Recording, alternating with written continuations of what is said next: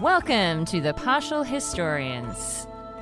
We explore all the details of ancient Rome. Everything from political scandals, the love affairs, the battles waged, and when citizens turn against each other. I'm Dr. Rad. And I'm Dr. G. We consider Rome as the Romans saw it, by reading different authors from the ancient past and comparing their stories. Join us as we trace the journey of Rome from the founding of the city.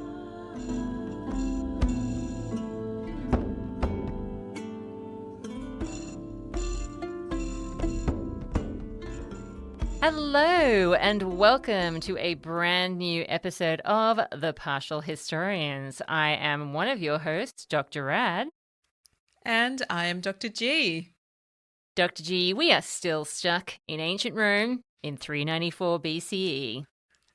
When will we ever leave this time period? There must be other parts of history we must explore. But for now, there are too many details for us to move on. So 394 has been a pretty epic year so far. Yeah. Camillus has done some pretty fancy stuff with the Faliscans in order to get them to agree that Rome should have some sort of sway over them. But they don't seem to have to go through a whole siege process to achieve that. But you tell me there's even more to this year than that incredible story. There is more than Camillus and the Falsican Schoolmaster, which sounds like a bad porno. I would pick up that erotic literature. Yes, no, unfortunately there is more to it than that. We have a little bit more on Camillus, but then I have some other people actually doing things in ancient Rome, if you can believe it. Other people doing things in ancient Rome? Oh, this is too much. We'll have to start a podcast together. I know. Well, I mean, it's really been the Camillus show in the 390s BCE, hasn't it? So far, so far. All right. Let's get into the rest of 394 BCE.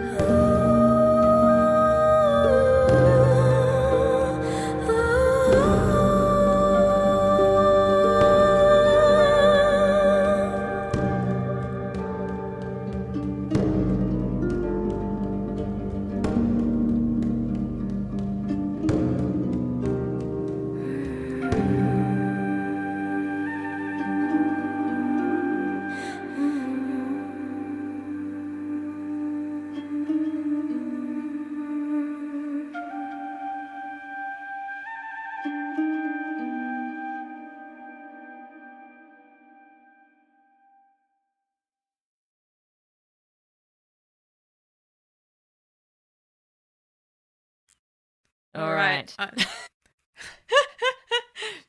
I am very excited to hear where this is going. And despite what I said in the previous episode about having nothing left to say about this year, I believe I do have something more to say. That's very exciting for me. It is. And I mean, I think we're kicking it off with a really good story. So strap yourself in, Dr. G.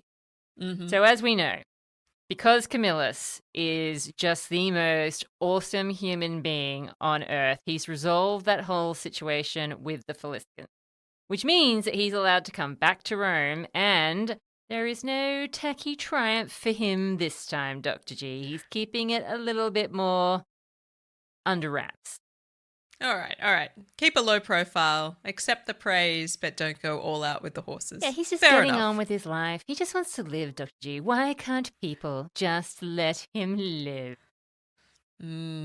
I'll tell you why. Because the vow he made. That pesky vow. Yep. Yeah, look, don't ever forget the gods. And also, don't put people in a situation where they now owe money when they didn't have to before. It's rude. Look, it is. But as we know, the money side of it has kind of been resolved by this point in time. Remember those darling little Roman matrons giving over their gold jewelry and their ornaments? They've got the gold. They've got a bowl.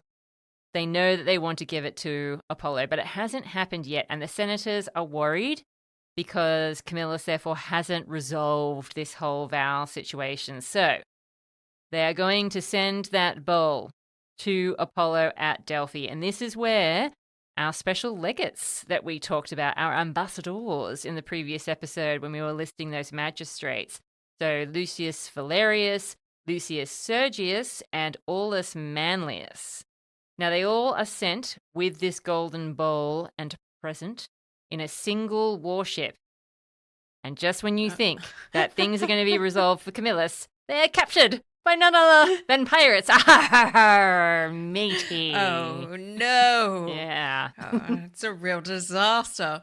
Okay. Yeah, Plutarch does go into a little bit of detail about this. So to take a golden bowl to Delphi, you do have to sail around the whole shoe of Italy to head around to the other side to get to Greece. Well, I hate to break it to you, but there are lots of islands in the Mediterranean and lots of seafaring peoples, and they love nothing more than picking off a lone vessel heading on its way with a golden bowl to Delphi. Yes. So, this is happening very close to Rome, realistically, compared to the length of the journey proposed. It is off the Aeolian Isles, which are just north of Sicily. That is what I am told as well. I am told that these are pirates from Lipare. So I guess given the area that they're from, maybe they should be more like, Mamma mia, will you please give me the golden bowl? Maybe, but they're very likely to be Greeks. And they're like, I see your golden bowl. Oppa! Don't smash that. That's made of gold. Can I throw some more stereotypes in here? And you're heading to Delphi, you say. Well, how convenient. They're our people. We'll be taking that bowl. Don't you worry about it. We'll get it there for you. Yeah. Now, Dr. G, there's something about 394 BCE. There is a worrying disease which the Romans don't usually suffer from circulating, which is morality. I think morality became contagious in 394 because not only do we have Camillus acting so nobly in the first half of 394, but they seem to bump into pirates with a heart of gold as well as their gold bowl. Yes. Kindly pirates. Yes. Well, yes. It's very Guybrush Threepwood for people in the know. These pirates... Dr. Rad is shaking her head. I'm not in the know. Other nerds from the 90s join me in this moment. The Liparian pirates notice that there is something ritualistic and religious to this whole ship. And once they are close enough to listen to the people on the other vessel, they realize that prayers and supplications are involved and they're carrying very precious cargo for Apollo. And nobody, not even Liparian pirates, want Apollo to be dissatisfied because they'd be taking on the risk themselves. If they took the bowl, they could be seen by Apollo as interfering in the whole process. So they decide to not run the vessel down and not capture it. That is so different to the version of the story that I have. Do you want to hear mine? Oh, yes, please, because there are other details. I just haven't gotten to them yet. Okay, all right. In my version, the pirates actually do capture them and the booty. And normally they would go home and just split it up amongst themselves. But they have a chief magistrate called Timasitheos. Timasitheos. Timasitheos. Look, it sounds Greek. Who apparently was much more like a Roman than he was anything else, okay, including these other pirates that he's associating with. And he respects the aim of the mission. He respects the envoys. He respects the gods. And his attitude is so ethical that it impresses the people around him very much as well. And he starts treating the Roman captured envoys like guests of state. He then gives them ships so that they can continue their mission to Delphi. And he also allows them to take those same ships back to Rome again. So impressed are the Romans with this treatment that they enter into a covenant of hospitality with Timasitheus, and there are gifts given to him by Rome which say on the gift card, "Thank you so much for not wrecking our lives and the life of Camillus, our main man." A beautifully told rendition of the tale. Now, some of this detail is conveyed by Plutarch as well. So, despite not running the vessel down, they do tow it to shore and have a good look at it. Okay. So they look at all of the items, particularly this beautiful golden bowl, and they are thinking about maybe they will take the goods. And this is when Timotheus intervenes as the general of the Liparians and persuades his crew to let everybody go, and then provides additional vessels so that there is a convoy, essentially. So they're not just a lone ship. Desperate times, right, for Romans. pirates, yeah. Yeah. Don't just be, like, stick to a herd. Like, where are your friends? I don't know Call what the Romans somebody. were thinking. I mean, why would you send this precious golden bowl out by itself in the world? Okay, but let's, for one moment, let us pause, because I think this might be the first time the Romans have ever sent a ship anywhere that we know about. No, they sent those guys to go and check out the laws of The Greece. grain, yeah. there's the grain supply situation, but that's just up and down the coast. But like, how many ships are they ever sending anywhere? We don't really get a sense that they are great seafaring people at this point. No, surely they've used a ship or two in their time. Well, we got this one boat, and that's the one we use for everything.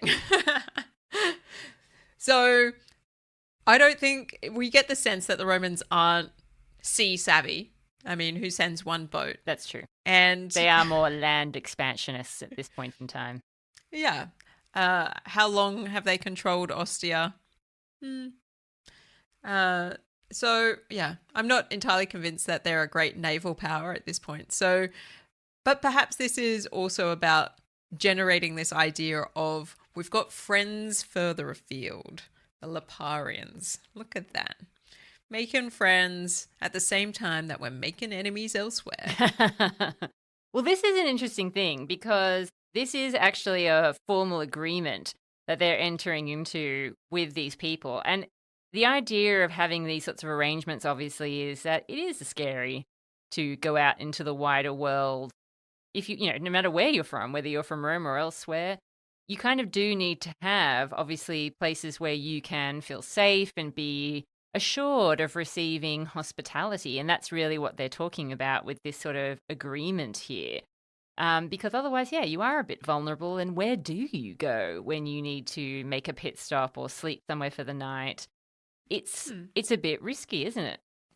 Definitely. And this is tapping into very particular Greek ideas about hospitality and the idea that strangers can possibly be gods in disguise. And because you cannot be sure about the nature of a stranger, it behooves you to treat them well and to treat them perhaps better than you would treat just a regular stranger of your own town, treating them with the greatest hospitality that you can provide in order to ensure their protection and your own. And that idea of a reciprocity developing between peoples over time is certainly something that has bounded the Greek world together since at least the Homeric epics. So to see this idea start to permeate into the Roman world, perhaps we shouldn't be so surprised to see it. And I wonder if it is the Liparians that suggest this hospitality element, or whether it comes from the Roman side.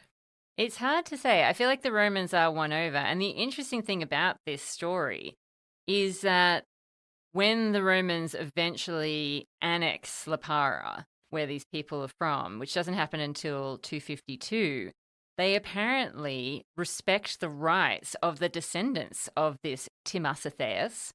So there is obviously some sort of historicity for this interaction for them. Wow, this golden bowl is going on quite a journey, isn't it? I know, it's crazy. So anyway, at least now golden bowl's delivered. Apollo can be happy. He has something to eat his spaghetti in. Not spaghetti. I don't know, what? Vine leaf rolls? Eating his dolmades. Olives, delicious. something. Taramasalada. Yum. Okay. Now, let's switch to what else is going on in Rome. As you alluded to in our last episode, Dr. G, there is also war happening with the Aequians. Oh, yes. I'm excited for the details about this. All I have is this single line from Diodorus Siculus. War was also waged with the Aequians. I was like, wow, okay. Well, let me tell you, Dr. G, as is often typical of this year, it's very up and down. No one really knew in the city, or even those actually involved in the warfare, who was winning while it was happening. The guys who were in charge of it, the military tribunes, Gaius Aemilius and Spurius Postumius. Okay. Yes. Now, they start off commanding the army together. Once they have managed to defeat the Aequians, they sent Aemilius to Verrugo with a garrison of soldiers, whilst Postumius was put in charge of destruction, rock and roll, blah, to really take these people down, because the Aequians continue to be a thorn in Rome's side. Okay, well, sure. I mean, I can see how the Aequians might continue to be a thorn in Rome's side. That makes a lot of sense. It doesn't necessarily gel very well with the other detail that Diodorus Siculus offers. Not that he should necessarily be considered correct. I was going to say, are you seriously saying Diodorus should be trusted over Livy? Livy? I'm not saying that. I'm just saying for the benefit of pursuing our source material in these different directions. Because the other thing that Diodorus talks about is that the colony that is sent to Sutrium, just northwest of Rome, was expelled by people from the city of Verrugo. And that sounds like the city of Verrugo and its people might be being stretched in a couple of different directions if they're also facing hostilities from the Romans as well. You will see where this all fits in just a moment, Dr. G. You've got your little impatient pants on there. Oh no. Let me hold my four white horses. So, Postumius is feeling a little cocky because it seems like they've got this whole affair wrapped up. Feels like Rome is going to conquer the Aequians once again. And so, as he is journeying along his way, he doesn't make sure that his soldiers are traveling in the proper formation. Oh, okay. That could be a disaster. That's about efficiency. Could be. Is, Dr. G. Is indeed. The Aequians cleverly managed to ambush him and his men. The Romans, of course, are not prepared for this because they're not in formation. Get in formation! How many times do you hear that in a military movie? And they're thrown into a complete state of disarray. They run into the nearby hills, and it seems like chaos is now the thing that is catching, not morality. It spreads to Verrugo and the other Roman forces who are stationed there, spreading like wildfire throughout the Roman troops. Wait a minute. How does the chaos get to Verrugo? Because it's chaos, Dr. G. Need I say more? Oh, I really want a map so I knew where all of these people were in relative distance to each other, because this sounds a little unbelievable, Livy. Look, we don't really get told exactly where Postumius is when all this is happening. We only know that they were together, these two Roman commanders, and now they are separating. But how far apart they actually got before this happened Before is the chaos. anybody's Ugh. guess. Exactly. So Postumius starts to gather his men into a position where they're going to be safe and gives them a severe ticking off for panicking and running away. He's like, didn't you learn anything from the Faliscans earlier this year? Honestly. Especially against the Aequians. Puh, they are not worth your panic. The army altogether, like a little chorus, admit that they deserved that ticking off. They had really stuffed up and they were going to fix it. You just watch them, Dr. G. Take them to the Aequian leader and you will see. Wow, okay. So they get themselves into formation. They pull themselves up by their bootstraps. They're like, I'm ready now. Yep. They say, the army, collectively, that they would happily submit to any punishment if they had not been able to capture the Aequian camp by that very evening. Stop questioning the details. Lean into it. Lean into my narrative. I have some questions. Postumius is very happy to hear this and says, all right, I think you've got the right mindset. So go and grab a burger and then we're going to be ready to go. Got it? Now, the Aequians had stationed themselves in a way where they were trying to cut off any possible retreat from Verugo. So they're trying to be strategic here. The two armies clash. The battle starts during the day. But because there is enough moonlight, there must be a relatively full moon. The battle continues into the night.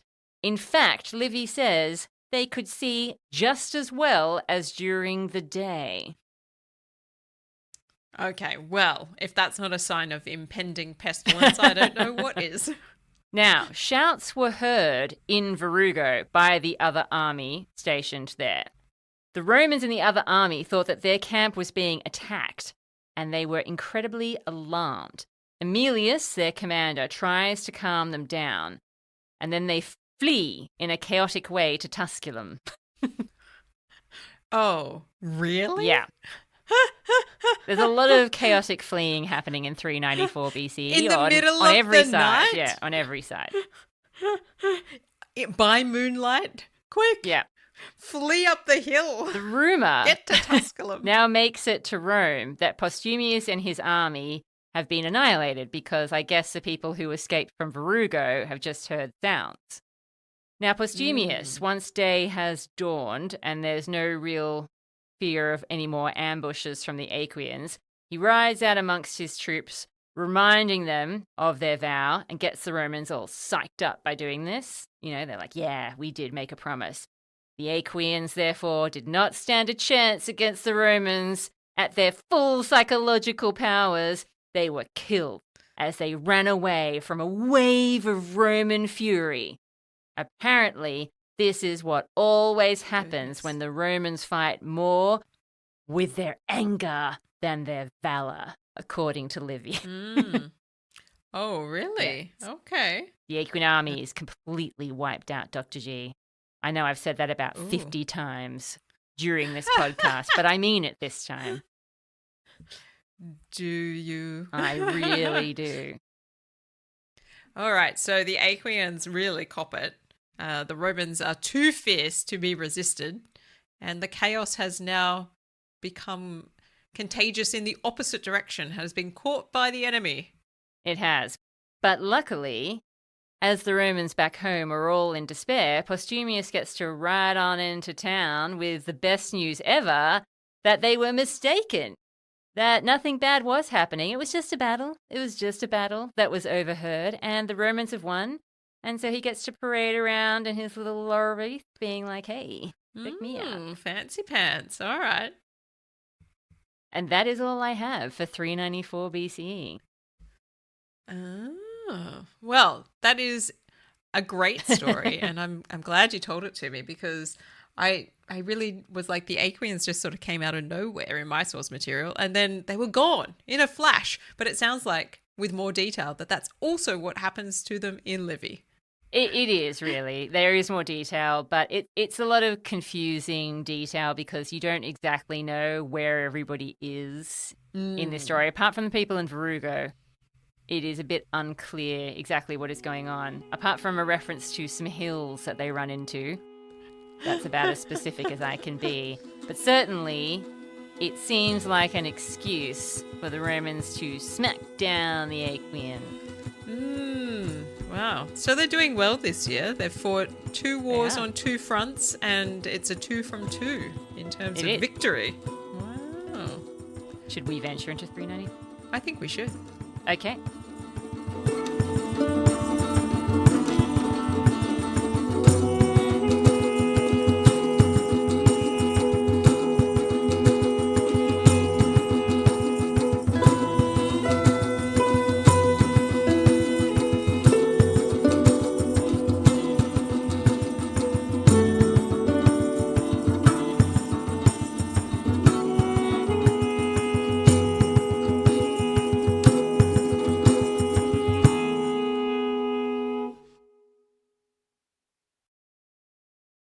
Well, 393 then, Dr. G. Tell me, who are our magistrates? Oh, look, this is very exciting. We have consuls. What? Now, it was so long ago since we had consuls that I went to check. The last time Rome had consuls instead of military tribunes with consular power was 409 BCE. So, I know, it's been a while. Over 16 years ago. So I'm not sure if any Romans remember what it's like to be a consul, but here we are. We have Lucius Valerius Potitus. Now, he was one of the guys that was listed as a legate ambassador the previous year. True. So traveling on the vessel with the golden bowl. And he has been military tribune so many times. And he is joined by somebody who we're not sure exactly of the praenomen. It could be Publius. It could be Servilius. Cornelius Maguilenensis. Ugh, my least favorite name. Such a tongue twister. And he was previously military tribune in 397. So we've got a guy, Potitus, with a lot of experience, and we've got a Cornelii with a little bit of experience in the role. He's been around the block. Yeah. And to offer some immediate spoilers to this, we also have Suffolk consuls for this year. Ooh. Controversial. Yes. Yes. It is early in the piece for there to be Suffolk consuls. So early that it means that something has gone terribly wrong with the consuls. Yeah, so Suffolk consuls basically come in when the original consuls, for some reason, cannot fulfill the terms of their magistracy. Exactly. And people might be more familiar with how the Suffolk consul works in the imperial period, where people just step away from the role and other people come to fill it in. That's not what's going on here. There has to be a really good reason for the consuls to not serve the whole year. So I'm guessing we're about to find out why that might be. But Scandal. But we have Suffolk consuls. We've got Lucius Lucretius Tippinitis. Tricipitinus. Oh, Tricipitinus. Oh, I'm glad you're here to help me. Lucius Lucretius Tricipitinus Flavus. This is his first time in the role, so a new kid on the block.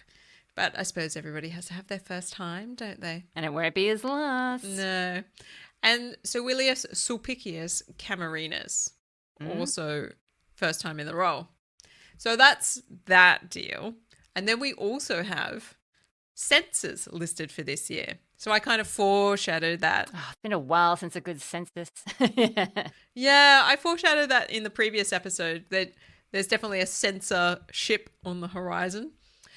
So Lucius Papyrus Cursor is one of the censors, as is Gaius Julius Volpisci Ulus. Notably, everybody mentioned so far is a patrician. And there is also a Suffolk censor. So, I know. What? Well, yes. That's It crazy. is bad news all around for people, I think. Marcus Cornelius Maguilenensis. I know. I mean, they just again. keep popping up, don't they? Is the Suffolk censor. So, and there will be a reason for this as well, as we're about to find out, Dr. Ram. And then isn't there also a tribune of the plebe? If there is, I don't have it listed. The Tribune of the Plebs, we also should mention, once again, we're going to be talking about Titus Sicinius in this year. Are we? Oh, see, I have him down for the next year, pretty sure. But Well, I guess we'll see. you will see indeed. So, in 393, Dr. G, we are back thinking about this idea of resettlement. So, the Tribunes of the Plebs had initially proposed back in 395 that some of the Roman population moved to Veii. They've been apparently trying to push it ever since. The patricians are very much over my dead body about this whole situation, but we're returning to this issue now. The plebeians have been trying to keep the people who are for the move to Veii in office, as we know. That's why Sicinius keeps coming up, because he was the guy with the original idea. The patricians want to make sure there are also going to be people who are against this move. The plebs, however, managed to get more of their preferred candidates into office. So more people who are going to be pro than against it. So once again, it seems that we're seeing that there is a bit of a divide amongst the tribunes of the plebs, where there are some amongst their number who are amenable to patrician wheelings and dealings and willing to use their veto power for what the patricians are pushing for. Whether it's because that they also agree, because as we talked about, this whole patrician plebeian divide, it's not as hard and fast as it sometimes seems. They might have class interests in common or political interests in common. Who knows? But we have seen this as a tactic that the patricians used before. All right. So we're getting to this kind of sticky point where maybe we're going to see some movement on this issue in favor of the plebeians. We're definitely going to see some movement on this issue. Now, this is why we have consuls this year, because the patricians decide that they're going to get their revenge because they're very concerned about the types of characters that have managed to get into the office as tribune of the plebs. So they're like, you know what? Forget it. No more Mr. Nice Guys. We're not going to have military tribunes. We're going to have consuls, goddammit! And there's nothing that the plebeians hate more than consuls. We haven't had them for ages, out of respect. But since you are being so callous with our feelings, we're just going to go ahead and do it so that we can try and block you that way. Wow. Okay. So, I mean, it doesn't take much for the patricians to be upset with the tribune of the plebs. I would say that anytime we see tribune of the plebs mentioned, they're not happy campers. But that does seem like in their mouths. The patricians are usually upset. It does seem like a bit of a power move to put some consuls in. Does it work? Well, we definitely have apparently a suite of tribunes of the plebs who are very in favor of this motion to move some of the Romans to Veii. The consuls had been elected specifically because they were the kind of men that the patricians knew would launch a vicious counterattack against any such move. And so every single person in Rome is caught up in this gigantic patrician versus plebeian smackdown. Unfortunately, right at this moment, a place called Vitellia, a Roman colony, is captured by the Aequians. Apparently, this was a colony that was set up within Aequian territory, so it makes sense that the Aequians wanted it back. Okay. I'm not really sure what to make of this. I mean, it makes sense for the Aequians to make a military move at this point in time. They've just suffered some defeats at the hands of the Romans. They're probably not happy about that. So, making some moves while the Romans seem to be preoccupied with their politics at home seems like a good plan for them. My question is, Dr. G, I just said to you that the Aequian army had been wiped from the face of the earth. How are they retaking this colony? I guess it's the women and children doing all the heavy lifting. Sorry. Now, luckily, the Aequians decide, because they are treacherous bastards, that they were going to attack at nighttime. However, this ended up playing out to the advantage of a lot of the colonists because they managed to all head in a particular direction, which was pretty much clear of any Aequians. So most of them are not slaughtered in the streets or in their beds, but they actually managed to make their way back to Rome.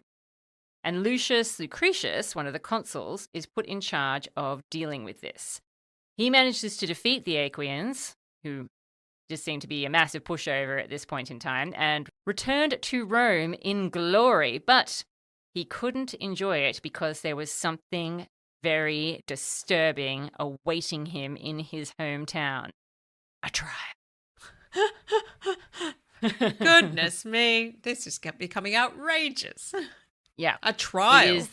A trial. It is the trial of two of the plebeian tribunes mentioned from earlier on. You might remember that when we first met Titus Sicinius, we also heard mention of tribunes of the plebs called Aulus Verginius and Quintus Pomponius. Now, you might be been thinking to yourself, why am I listing these guys if they don't do anything? Because of this, Dr. G, because of what happens after they serve. I see. So they're not serving in this year. They are not. What seems to have happened is these guys are apparently the colluders. They're the ones that have been won over by the patrician faction and had been persuaded to use their veto powers to kill the bill about Veii earlier on, or at least to argue against it very strenuously. So, the Senate, being mostly patrician, we think, although we know that that's not always the case, but they come together and agree that they need to defend these men because they were representing patrician interests. They were not accused of not having done their jobs, but the problem was that they had taken this stand against the proposed move to Veii. So that's why the patricians feel like they have to come to their defense. Now, the plebeians, of course, hate them with the passion of 1,000 suns. Yeah, I mean, they're getting in the way. They're supposed to be looking after the plebeians, but they're doing anything but. Exactly. Now, because the plebeians are so passionate in their hatreds, these guys end up being found guilty in their trial, and they are each ordered to pay a fine of 10,000 Marifan acids. Wow. Okay, so even with the patrician support, they're not able to pull off exoneration? Well, see, here's the thing, Dr. G. It seems like the patricians had said that they should defend these guys, but how good was that defense really? I have no details here. Livy personally says that this verdict is shameful, and I'm quoting from my translation there, so he's definitely on the side of the patricians here. And this is where Camillus comes back into our narrative. Camillus is particularly vocal, saying, how could the plebs turn on their own tribunes like this, especially because there's a very worrisome implication, which they seem to have overlooked, but Camillus, being the sharp little cookie that he is, rule follower, as we know him to be, strict man, always, he sees it. The implications is that the plebeians had actually kind of gone against some of the powers of the office of the tribune of the plebs, because by holding these guys as guilty of doing something, they've basically said that they're not allowed to use their veto. Because that's all these guys did. They're just like, no, we're not in favor of it. We veto this whole idea of moving to Veii. And by then attacking them, going after them, putting them on trial and finding them guilty, Camillus thinks that they have essentially taken away what has been a cornerstone of the power of this office all this time. He thinks that the plebeians would now find that the patricians would not put up with the cheek of the tribunes of the plebs, because why would they? When they don't have to. And Camillus also ticks off the consuls, saying that they had not done anywhere near enough to shield Verginius and Pomponius, who had got into this whole thing because of the patricians in the first place. Well, there are so many things that need to be said in response to this debacle. I know. Goodness me. Okay, first things first. When does the tribunate get its veto? We don't know. We don't know. We don't think it's this early, though. We don't have reliable evidence for a while yet. So, that's our problem number one. Problem number two is Camillus entering the fray here to offer his moral perspective, because he's been positioned as moral guy. So now he gets to stand up and do moral stuff all the time. He does.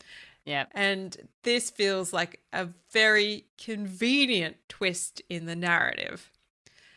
Certainly, I think we can say for sure that if it is the case that these tribunes were working in collusion with the Senate in order to bring about a particular result that involved them not voting in favor of something, that it would be appropriate for the Senate to look after them in the trial. The fact that they are fined anyway suggests that nobody looked after them very well. And at the very least. So it was not worth it. So then what is the lesson that we learn here? Never trust the Senate. Don't. Like they're not going to have we your... seriously not learned to not trust the patricians already? They do not have your back. And they will not look after you even when you vote in their favor. So, if anything, I think this should be an exciting moment for the Tribune of the Plebs to realize how free they are in order to just pursue a really progressive agenda. And that is what I would advise them if I was Camillus in ancient Rome. Well, Dr. G, it will not shock you to learn that there are many historians who would agree with you that this seems like a really weird occurrence. And we have no way of knowing, obviously, what actually happened and what this really represents. However, let's unpack a couple of things here. So first of all, if this were true, this would be the only time in which a pleb tribune is actually called into a trial because of their just like normal conduct during their terms of office. So that's strange. That doesn't usually happen. We've seen it happen with consuls and stuff before, but it does not usually happen with tribunes of the pleb. It also is a little bit similar to some previous cases that we have talked about from 423 and 401 when we're talking about consular tribunes who were prosecuted and fined similar amounts. Yes. So it's possible that those sorts of details are maybe being borrowed here. Yeah, the 10,000 asses is a familiar trope for a fine, but maybe that's what fines are. Maybe that's the going rate for fines. We don't even believe that there are fines being issued at this point in time. Do they even have money? We're still not sure. Exactly. So a lot of these details are red flags. Where are they getting the asses from? Nobody knows. From my pants. That's where. They're certainly not minting them. Can't stop myself. All right. So the other thing is, if this Verginius is from the same family as a previous pleb tribune from 461, this is a real break in family characteristics because, to cast our minds all the way back to there was a Verginius who served as a tribune of the plebs in that era, and he ended up being responsible for the prosecution of Caeso Quinctius, the son of Cincinnatus, who was that uber-patrician douchebag who got sent into exile. Okay. I mean, we're getting deep into the lore here of like what is happening at a gens level in terms of political priorities, because that's the kind of patterns that the Romans really like. And if he's not conforming to type, something's up here. Yes. Now, as you know, in the past 10 or so years, there have definitely been some questions raised about, do we actually have accurate lists of all the magistrates for all the years? And the answer usually is, no, we do not. Do we have lists? We do. We have lists. We have lists. Do we trust them? To a certain extent. Yeah. Now, what is possible is that there is a basic record of some sort of trial involving men with the name Verginius and Pomponius. And because our later writers don't have records for magistracies like military tribunes or consuls with these names, they've thought, oh, well, these guys must be plebeian tribunes, and they've constructed the narrative that way.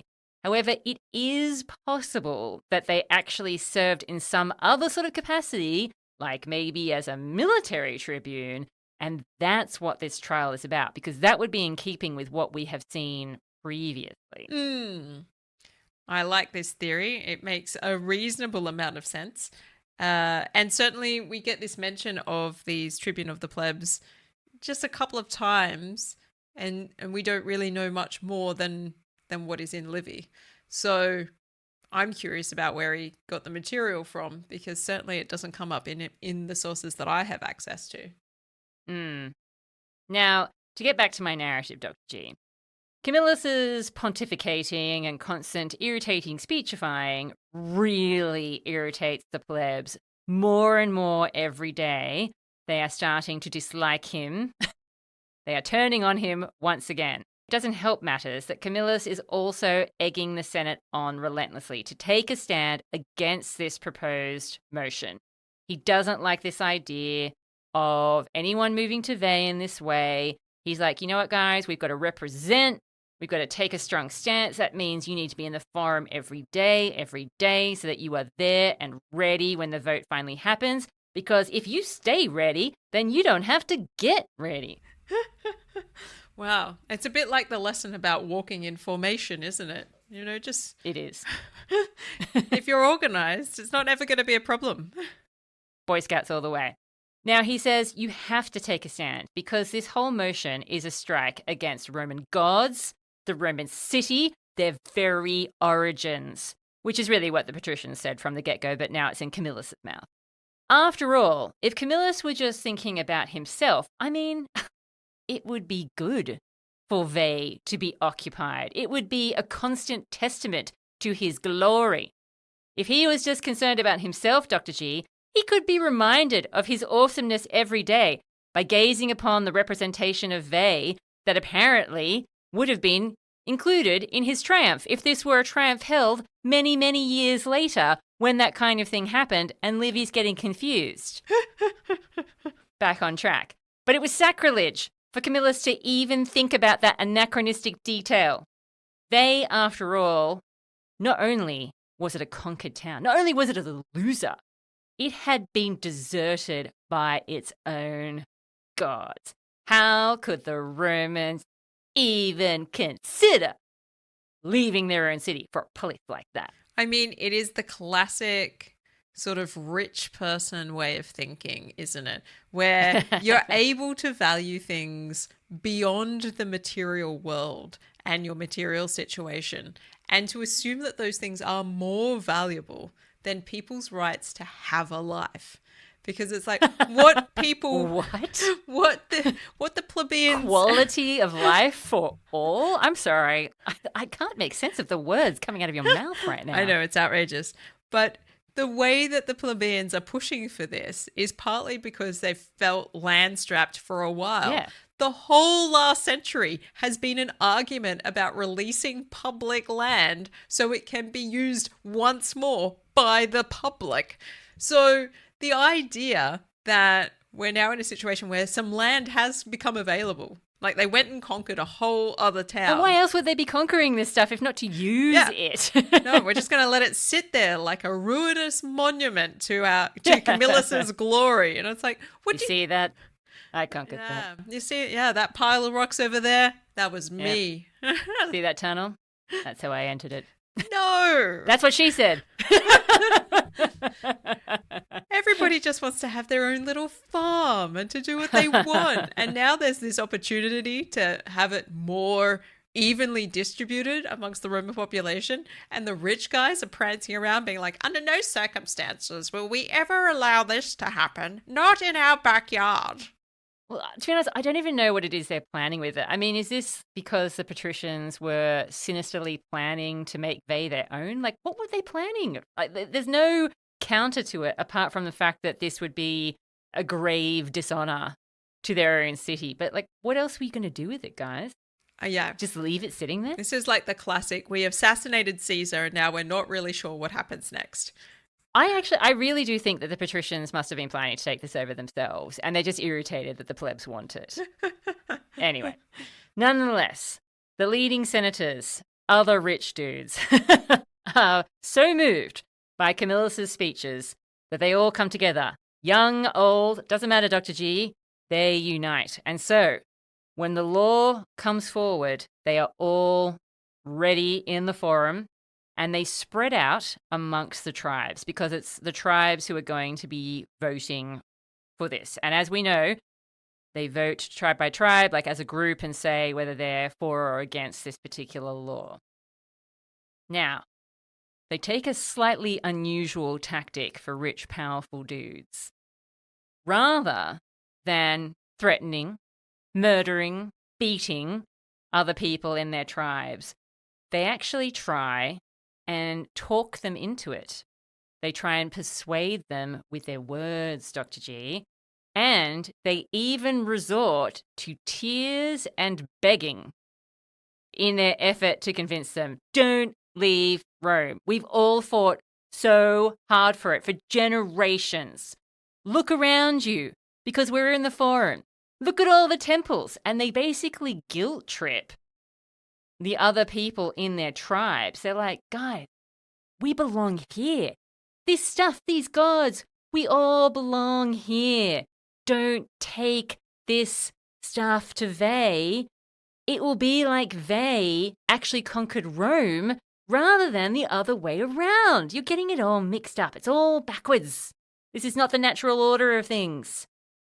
Now, because the patricians did not resort to violence, as they so often have in the past, but begged and, importantly, brought in the gods, the vote was defeated. However, it was close, Dr. G. Apparently, only one more tribe voted against it than for it. Interesting. This is definitely not the direction my sources take on this. Okay. Well, I've only got a little bit more detail here that I might quickly relate just to sort of round this off. The senators are so chuffed, so elated by the fact that this law has been defeated. The consuls, the very next day, put forward a decree that is passed in the Senate that 7 jugera of land from Veii should be given to every pleb. Basically to every freeborn man.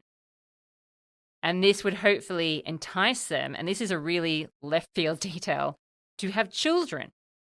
Because I guess they know that there's something out there waiting for them, that they actually have the means to support them. But it's just interesting that they throw the kids detail in there because I was like, are we talking about like a failing population here? And this is certainly what some of the later academics have interpreted. They're like, is there some sort of manpower crisis going on here? Are we trying to create new family units or something to take over these parcels of land that are being passed out? Because to compare, 7 jugera is a lot more than what has previously been handed out. So, for example, when the whole Labici situation was being sorted out, they were only given 2 jugera. So this is a lot more. And it also seems to be kind of what they wanted in the first place, which was some of the land at Veii. Well, this is the thing. And so, yeah, to jump in with a little bit of detail from Diodorus Siculus, he just goes into this description of the Romans portioning out allotments of the territory of Veii. Sure. Each holder is given 4 plethra, which is a Greek unit of measurement. And let's assume for the sake of convenience that that's about equivalent to 7 Roman jugera. Sure. But they're given a reasonable chunk of land. And the idea that there might be a suggestion of please make some babies, maybe partly connected with the idea that if you have the land and you're able to farm and you're able to subsist, you will be able to also then engage in child rearing and production because you'll have a sense that you're able to survive and to create enough to do that. Sure. So that might be what's happening there. But it does sound very much like the plebeians are getting what it is that they asked for, because in order to farm the land of Veii, you would obviously have to go there to do it. Yeah. It doesn't farm itself. It doesn't sit there idly and then you pop up and it's like some sort of remarkable paradise where it's all produced itself. If you don't go and work it, it's not going to do anything. So does this mean that the vote was defeated by one tribe? Or does it mean that Livy's really clutching at straws to try and make the patrician perspective the dominant perspective and to not have them have this loss? Partly maybe in light of the things that happened later in the Republic that he's aware of, and he wants to position this in a really particular way. I do wonder. Oh, there's definitely a lot of late Republican undertones to everything going on here. I suspect so. And having said that, the other thing that seems to come up is this idea of pestilence, which maybe feeds in a little bit to the concerns about children as well, if you've got a generational issue. Okay. So the Fasti Capitolini lists the 4 consuls, the 2 initial consuls and then the suffect consuls. And the suggestion seems to be that potentially the first 2 were elected incorrectly. And, problematic. But the suggestion with the censors, because one of them gets replaced, is that one of them dies in office, which is a problem. Yes. And it's such a problem that Dionysius of Halicarnassus actually mentions this idea and talks about this pestilence visiting Rome. There's a lack of rain. There's been severe droughts. And we know that Rome has been going through some of this stuff a few years ago now, but it seems to be back on the cards. Orchards aren't producing fruit. Grain isn't coming to fruition for a proper harvest. And everything is a little bit suspect. And it seems like people are eating the food and there's something wrong with it as well. Wow. So it's not just a pestilence that is spreading, but it seems to be something that people are getting from eating poorly as a result of the harvest not going well. Right. So some people end up with pustules breaking out on their skin, and these turn into really large ulcers. Yeah. Favorite kind of illness. Yeah, that kind of pestilence. Yeah, like plague-like pestilence. And people basically are scratching their flesh down to the bone is how it's described. Yuck. That is how severe and painful this process is for people. So while this is happening, it seems like maybe either the consuls are elected incorrectly or they die in office. Seems like a potential. Well, certainly it's one of the suffect consuls who takes charge of the situation with the Aequians. Yeah. And so, whatever is happening there, like Rome is not in a good way. So beyond the disputes and the protests and the speechifying and the Camillus standing up and doing his business, it seems like things aren't going very well this year in a physical, fundamental way. And the only other thing that I have on this year is that there is a whole series of problems that Rome has that do relate to warfare. So the war with the Aequii, they take a city called Lipthus. Terrible name. It's a terrible name, and we don't know where it is. And they also apparently start a new war with the people of Velitrae, because apparently they were revolting. They are disgusting. I didn't want to say, but since you said it first.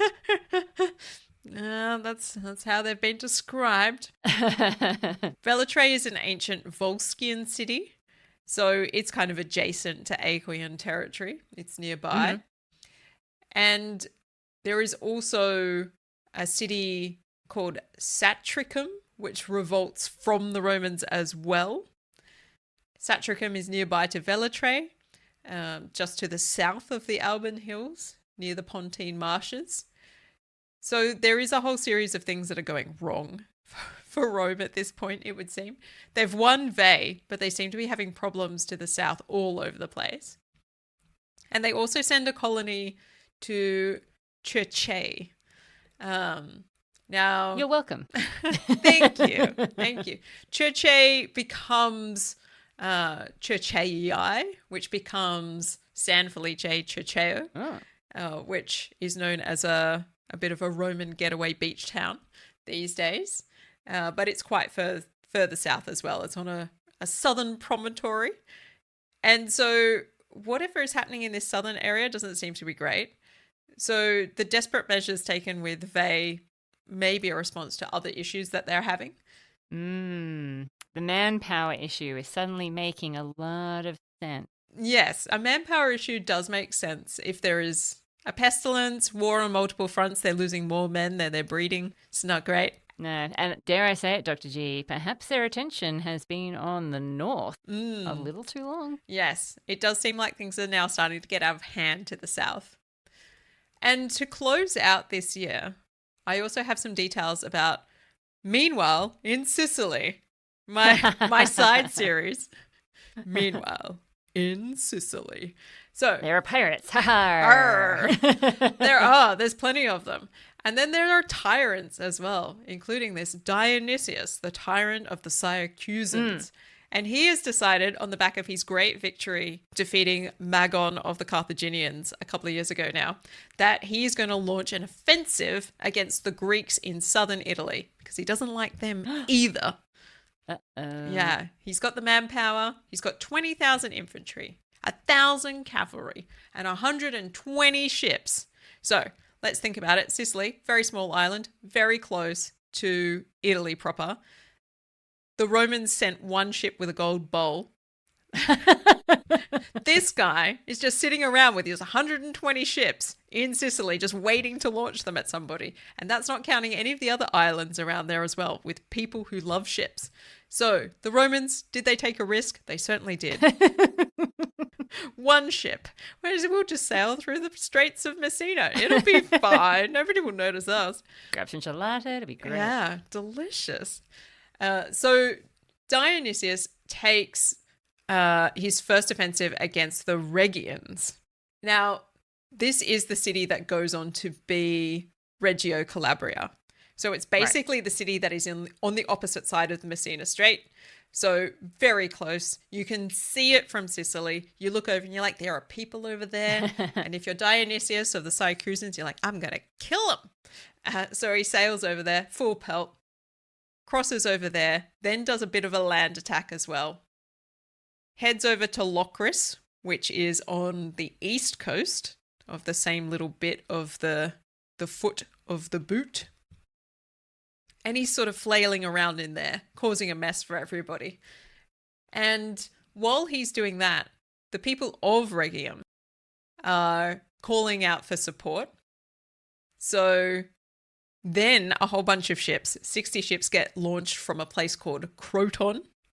Now, Croton is also on the east side of the foot of the boot, famous mostly because it's the home of Pythagoras. Ooh. Yeah. Get out of town. He was born in the boot of Italy? Yeah. Huh. That's where he lived. Yeah. I never liked math, but Pythagoras. Everybody's like, he's a Greek. And I was like, sure, but like Magna Graecia, please. Yeah. So, yeah. What, are we just handing these citizenship cards out to anybody now? Apparently we are. So, Croton was founded by the Greeks ages and ages ago, around about 710. Pythagoras lives around, circa 530. And now we're in this situation where, 100 plus years later, it's time for an attack from Dionysius, the tyrant of Syracuse. Guy sounds like he's going to be an ongoing problem. Yes, there is a reason why I'm telling you these stories, because eventually it's going to matter. Eventually it will matter. He gets into a whole sea battle with these 60 triremes that are sent from Croton. He narrowly escapes in his own vessel eventually, but he loses a whole bunch of people during this naval attack. And the Rhegians are bringing their ships in, but he loses his ships in a strong wind. So he eventually has to retreat. So that's a bit of a problem for him. He gets out of there, but in the meantime, what he has done is he's managed to also set up an alliance with the Lucani before he's had to take his forces back to Syracuse. Right. Now, the Lucani are the first Italic peoples that you encounter in Italy if you're moving from the south up. Okay. They're an Italic people. They speak Oscan. And they are sitting just above where this Magna Graecia stuff is going on. So they're interacting with these people all the time, but they also consider themselves their own people, and they consider themselves to be native Italians as well. So he manages to form an alliance with this bloc, and while he's still figuring out what he's going to do with the whole shoe of Italy, now that he's had to head back to Sicily with his tail between his legs. So it's not over for him, I don't think, but he feels like he's made some gains, even though it's not quite as good as he would like it to be. And that is 393. Okay, well, Dr. G, I think you know what that means. It is time for the partial pick.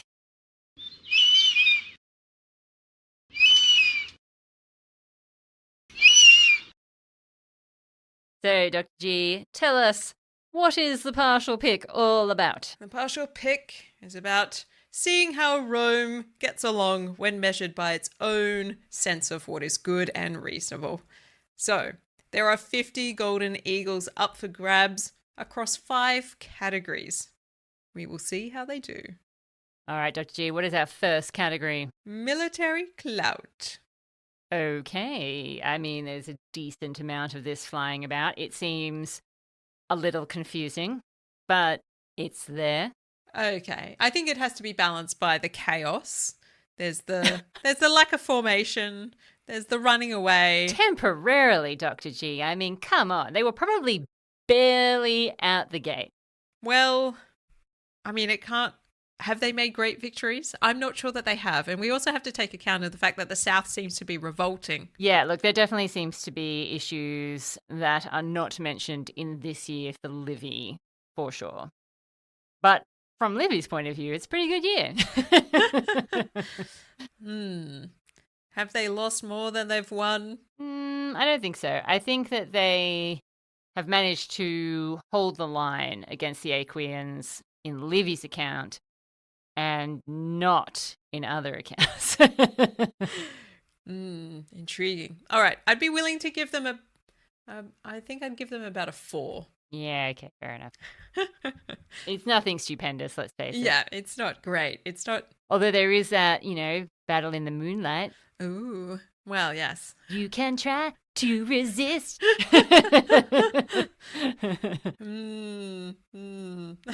Okay, but yeah, 4. I'm happy with 4. I don't think it's anything spectacular by any means, and really could have used a bit more detail, Livy, to make sense of how this all actually happened. Yeah, I think Livy's clutching at straws. That's what it sounds like from your retelling of it. The second category is diplomacy. Okay. Not really. No. There's just a lot of warfare, people revolting, people being captured again, new colonies, old colonies. It's all over the place. Yeah, no. Yeah.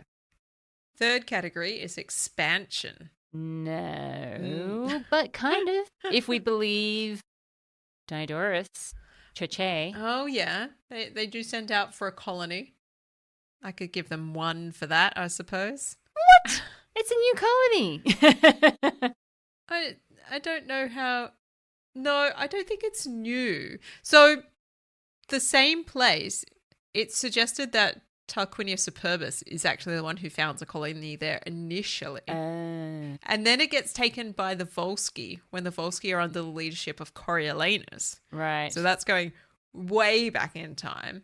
And the Romans haven't had a chance to really deal with that for the longest time because they've never been able for 100 years, they haven't had a chance to deal with They haven't been able to get that far south again.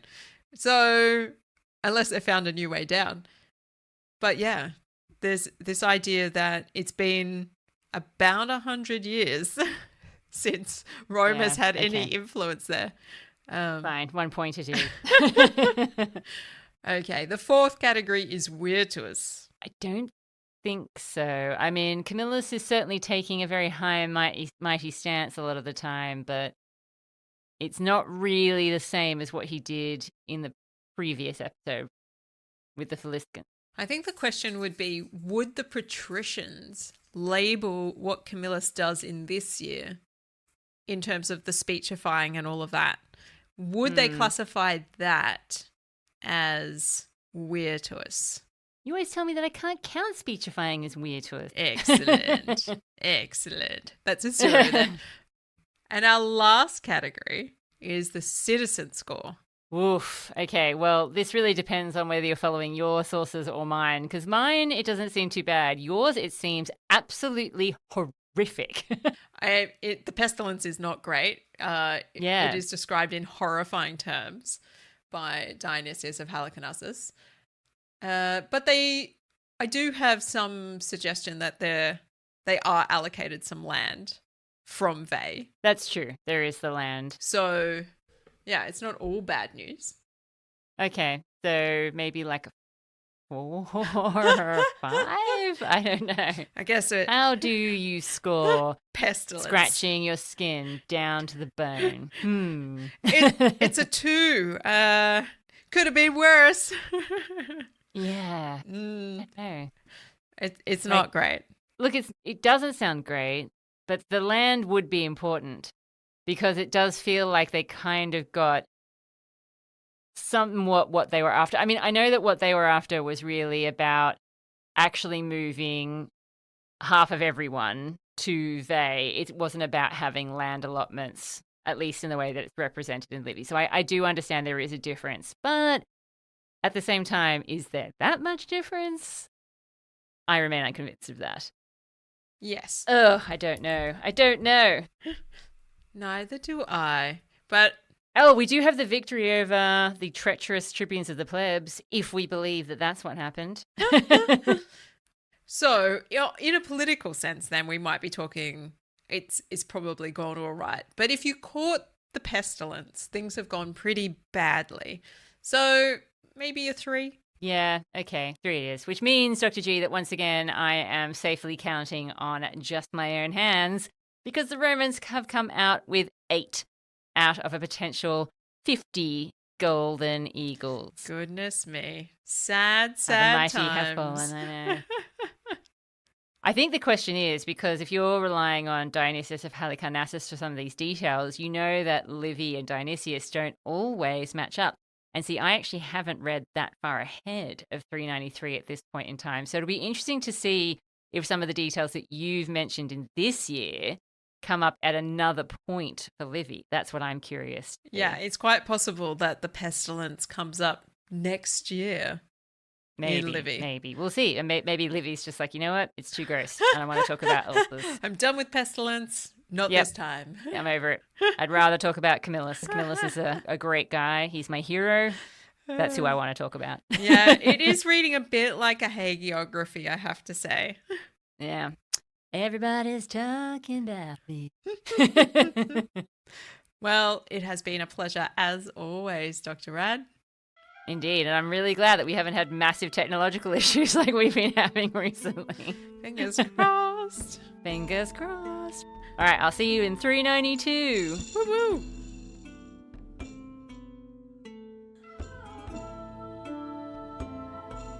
Thank you for listening to this episode of The Partial Historians. You can find our sources, sound credits, and transcript in our show notes over at partialhistorians.com. We offer a huge thank you to you if you're one of our illustrious Patreon supporters. If you enjoy the show, we'd love your support in a way that works for you. Leaving a nice review really makes our day. We're on Ko-Fi for one-off or ongoing donations, or Patreon, of course. Our latest book, Your Cheeky Guide to the Roman Empire, is published through Ulysses Press. It is full of stories that the Romans probably don't want you to know about them. This book is packed with some of our favourite tales of the colourful history of ancient Rome. Treat yourself, or an open-minded friend, to Rome's glories, embarrassments, and most salacious claims with Your Cheeky Guide to the Roman Empire.